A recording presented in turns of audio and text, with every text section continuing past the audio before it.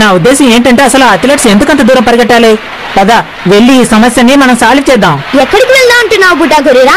Marathon అనేది 42.195 kilometre దూరం ఉండాలని డిసైడ్ చేసిన వ్యక్తి దగ్గరికి మనం వెళదాం. మనం అతని దగ్గరికి వెళ్లి దూరాన్ని 35 కిలోమీటర్స్ గా మార్చమని చెబుదాం. ఏంటి? అవును కిత్రేట్స్, మారథాన్ నిజంగానే 35 కిలోమీటర్స్ దూరం ఉంటే తప్పకుండా మన అథ్లెట్ రేస్ లో గెలుస్తాడు. ఎలా ఉంది ఐడియా? ఆ ఐడియా బాగానే ఉంది, పదండి వెళ్దాం. అవును కిత్రేట్స్, మాకిప్పుడు నీ టైం మిషన్ కావాలి. Time machine? అవును, ఎందుకంటే ఈ విషయం ఎన్నో వేల సంవత్సరాల క్రితం డిసైడ్ అయి ఉంటుంది. మారథాన్ డిస్టెన్స్ ఇంత ఉండాలని. అంతేనా కిత్రేట్స్?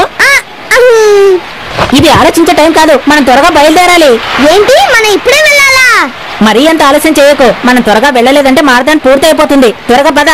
అవును, వీడన్నది నిజమే. మన టీం కోసం నువ్వు ఈ పని చెయ్యాల్సిందే. కిత్రెట్సు, మనం త్వరగా బయలుదేరాలి. నేను వెళ్ళి రెడీ అవుతానే. అరే కొరుసుకే, ఇప్పుడేం చెయ్యాలి? తొందరగా రా కిత్రెట్సు.